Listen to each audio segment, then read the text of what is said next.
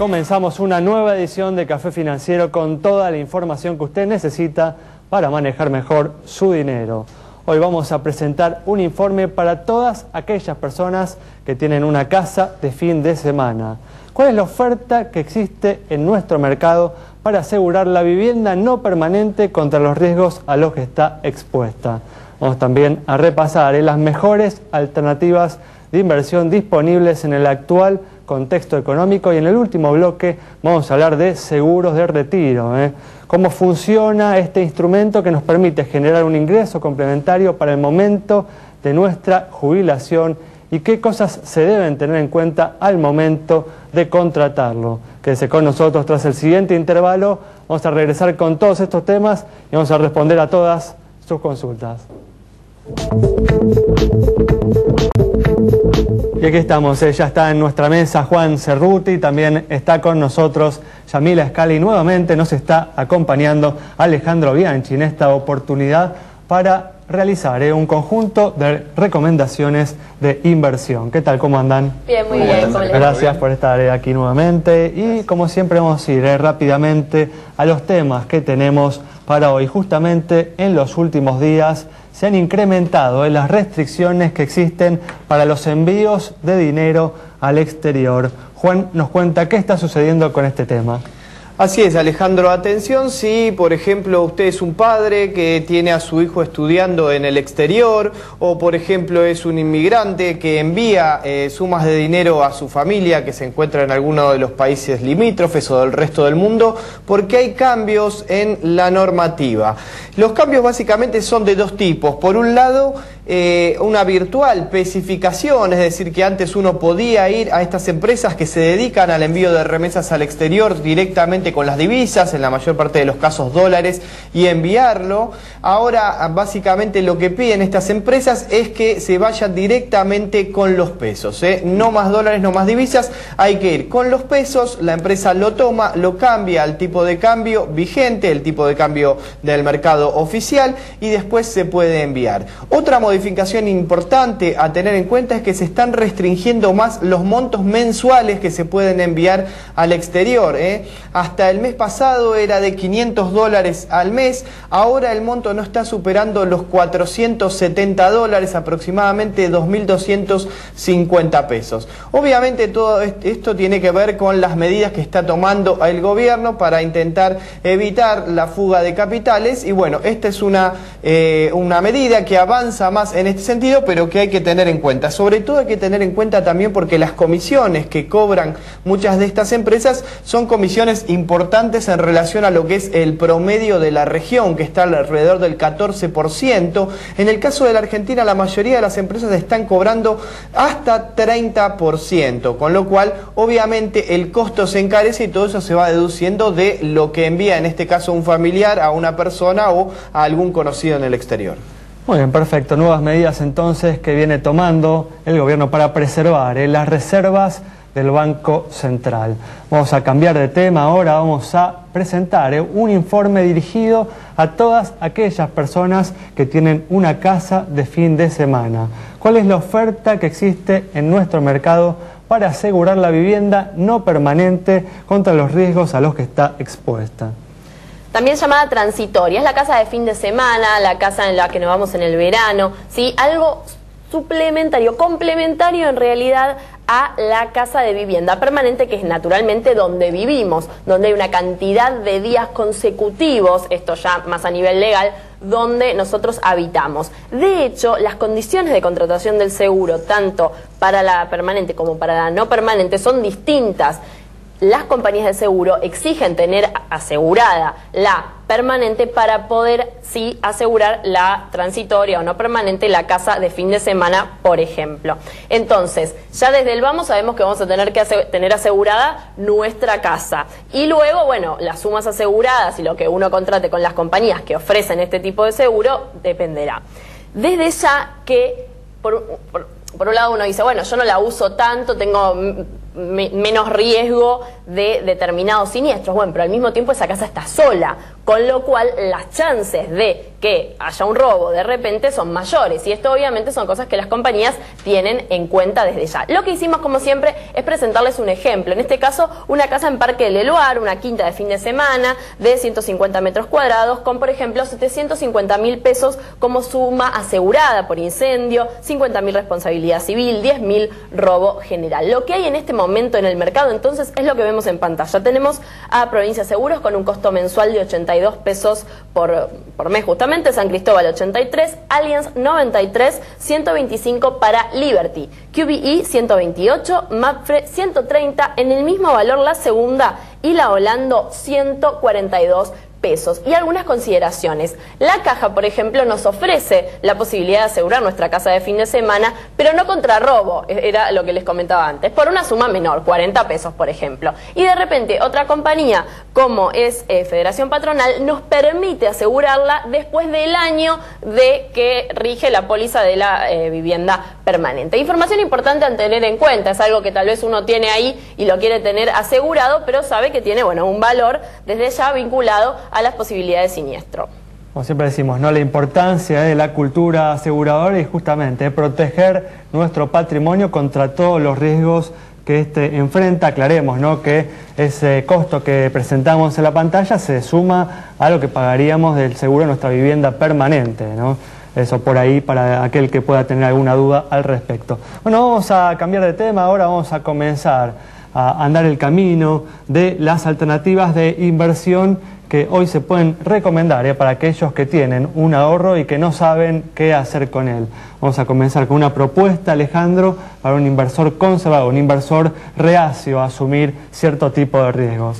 Bueno, vos sabés que el escenario actual, donde tenemos una percepción alta de inflación y tenemos también una intención del gobierno de curvar un poco las decisiones de inversión de los argentinos, que tradicionalmente están como inclinadas hacia el dólar, ha llevado una gran liquidez al mercado. Nosotros en Invertir Online estamos recibiendo gran cantidad de demanda de los inversores en función de cómo hago para ganarle a la tasa de plazo fijo, ¿sí?, para poder por lo menos reducir en parte esa percepción de que si coloco al 10-12% en un plazo fijo, tengo una tasa, digamos, perdiendo dinero, real, ¿no? Digamos, real negativa. Tus ahorros entonces están perdiendo valor. De alguna forma me gustaría, digamos, hacer algún comentario respecto de un poco cómo es algunas otras inversiones, como pueden ser, por un lado, los fideicomisos financieros, ¿sí?, que te dan un poco más de tasa. El nivel de riesgo no es tan alto, en virtud de que históricamente estos fideicomisos no han tenido, digamos, problemas, normalmente financian al consumo, y hoy por hoy las tasas han subido en los últimos meses. En los últimos 2 meses se han llegado a tasas de cerca de 19% en algunos casos, con lo cual ya la percepción esa de pérdida de poder adquisitivo, estamos más cerca de inflación, es mucho menor. Y por otro lado, aquellos inversores que quieren incursionar un poco más en las inversiones en bolsa, pueden tomar alternativas de bonos en pesos ajustados. Estos bonos en pesos ajustados por inflación ajustan por inflación oficial, pero hoy por hoy las tasas pueden llegar, en algún caso de algunos bonos específicos, pueden estar cerca de 20-22%, con lo cual de alguna manera ahí ya están por lo menos manteniendo el poder de compra de sus pesos en esta situación en la cual hay alta liquidez y no se sabe bien, digamos, dónde poner el dinero. Un temita interesante que ha pasado con el precio de los bonos es que están subiendo a una velocidad muy alta. Brevemente, Alejandro, ¿cómo se hace para invertir en fideicomisos? Para invertir en fideicomisos tienen que acercarse a una sociedad de bolsa y es muy simple. Desde 1.000 pesos pueden hacer una inversión en fideicomisos con cualquier agente de bolsa. Muy bien, perfecto. Con esta información nos estamos yendo a un corte. Quédese con nosotros. En instantes estamos nuevamente con ustedes. Muy bien, aquí estamos. Tengo a mi lado a Julio Noni para comenzar en instantes a responder las consultas que nos han enviado en materia de seguros. ¿Qué tal, Julio? ¿Cómo andás? Muy bien, ¿ustedes? Muy bien, acá gracias por estar nuevamente aquí con nosotros. Bueno, antes de conversar con Julio, como siempre, vamos a responder las consultas sobre el estado de las instituciones financieras y vamos a responderle a Irina sobre el estado del Banco Galicia. En el caso del Banco Galicia, Alejandro tiene un patrimonio de 4.202 millones de pesos, tiene depósitos por 32.676 millones de pesos y el resultado que ha acumulado desde diciembre del año pasado hasta ahora es de 599 millones de pesos, razón por la cual le asignamos una cara sonriente dado que los indicadores están en línea con el promedio del mercado. Muy bien, Juan, también se comunicó con nosotros Andrés para conocer el estado del Banco de Corrientes. El Banco de Corrientes tiene 245 millones de pesos de patrimonio, tiene depósitos por 1.989 millones de pesos y el resultado que ha obtenido desde diciembre a la fecha es de 33 millones de pesos. Nuevamente le asignamos una cara sonriente. Bien, es momento de comenzar a desentrañar las dudas que tienen todos ustedes en relación a los seguros, que muchas veces se presentan grandes complejidades y no son fáciles de resolver, como es este caso, el de Aníbal. Julio, que nos cuenta que el otro día venía por una calle y cuando llegó a la esquina, una camioneta que se encontraba sobre su derecha lo dejó pasar. Siguió su camino, pero de repente un coche que venía detrás de la camioneta lo chocó en el medio. Su compañía de seguros le dijo que le va a pagar al conductor del otro auto porque tenía la prioridad de paso. Pero el hecho es que él pasó porque la camioneta le dio paso, o sea, le cedió la prioridad, nos dice. Quiere saber entonces si le puede reclamar a la compañía de la persona que lo chocó. ¿Tiene chances de cobrar? Hacer el reclamo tiene todo su derecho. Como tercero se puede presentar. El hecho de que el otro vehículo venía por la derecha y lo embistió es relativo porque el embistente es el que tiene la responsabilidad. Si uno tiene un vehículo adelante tiene que prever de no llevárselo por delante más allá de que él tenga la prioridad de paso. Y el hecho de que su compañía diga que va a pagarle al tercero es muy aleatorio. Si el tercero no se presenta a hacer el reclamo, es imposible que la compañía diga que lo va a atender, ¿no es cierto? Y hay que ver las circunstancias, en qué lugar de la bocacalle lo atropelló, porque a lo mejor él ya había superado más de la mitad y con lo cual el que venía por la derecha tiene que detenerse. Por eso, ¿le ves chances entonces a Aníbal de tener éxito en su reclamo? Totalmente. Muy bien, perfecto. Bueno, quédate un instante que vamos a responder a otra consulta en unos minutos. Y vamos a cambiar de tema, vamos a retornar al mercado cambiario. La semana pasada, por primera vez en el año, las reservas internacionales del Banco Central cayeron por debajo de los 45.000 millones de dólares. Juan presenta este tema. Así es, Alejandro. Vos sabés que la semana pasada ocurrió un hecho curioso. El miércoles de la semana pasada las reservas cayeron, como bien decías, por debajo de los 45.000 millones de dólares. Tendríamos que remontarnos a diciembre del año pasado para encontrar un nivel inferior para las reservas. Y además surge una pregunta que es obvia. ¿Por qué si Argentina tiene un superávit comercial que este año se estima va a ser de 12.000 millones de dólares y está vigente el cepo cambiario o estas restricciones para las compras de dólares, las reservas no solo no están subiendo, sino que están cayendo? Bueno, la explicación de esto se tiene que encontrar en dos factores. Por un lado, los depósitos en dólares, que una parte de esos depósitos, lo que se denomina los encajes, están guardados en el Banco Central, han caído en 7.000 millones de dólares desde octubre del año pasado, es decir, cuando comenzaron las restricciones cambiarias, y eso obviamente genera una caída de las reservas. Y por el otro lado, otro tema importante que hay que tener en cuenta es que el gobierno está utilizando partes de estas reservas para pagar directamente vencimientos de deuda, vencimientos que este año se van a utilizar reservas por alrededor de 10.000 millones de dólares. Entonces, si tenemos en cuenta, por un lado, el retiro de los depósitos y por el otro lado, el uso que se hace por parte del gobierno para pagar la deuda, esto explica por qué, a pesar de que tenemos el cepo cambiario vigente y el superávit comercial, las reservas del Banco Central no pueden subir y de hecho cayeron por debajo de 45.000 millones de dólares. Se estima que va a terminar el año entre 42.000 y 43.000 millones de dólares. Bueno, hay que decir, ¿no?, en favor del gobierno, que con el cepo cambiario ha logrado morigerar la caída de las reservas, ¿no? Si uno se fija, en el segundo semestre del año pasado, el Banco Central había perdido 7.000 millones de dólares en reservas. En lo que va del año perdió 1.300 millones, así que en parte ha cumplido el propósito que se había propuesto. Bueno, vamos a seguir respondiendo a las consultas en materia de seguros y tenemos, Julio, la pregunta ahora de Marta, que nos cuenta que es portera de una escuela, se quebró un brazo mientras trabajaba, recibió atención de la ART y le dieron el alta laboral. Volvió al trabajo, pero le quedaron secuelas graves en la muñeca que le impiden desarrollar sus tareas habituales.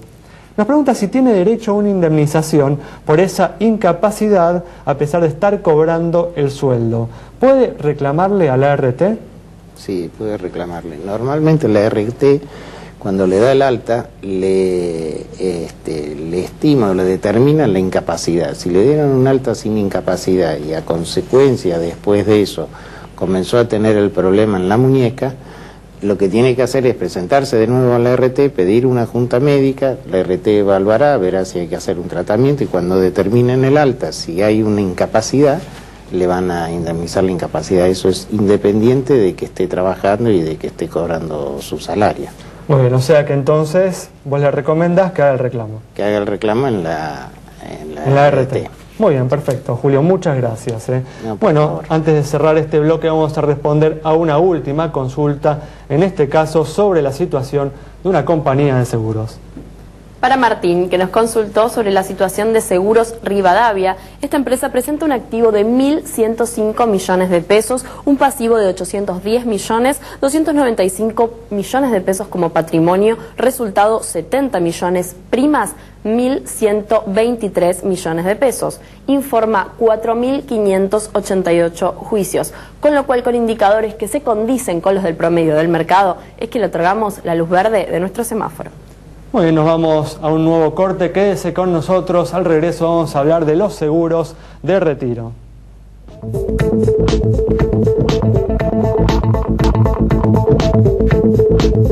Muy bien, vamos a abrir un tema nuevo y desde la renacionalización de las AFJP allá por el 2008, mucha gente quedó preocupada, ¿no?, acerca de su situación económica en el momento, en la etapa pasiva, ¿no?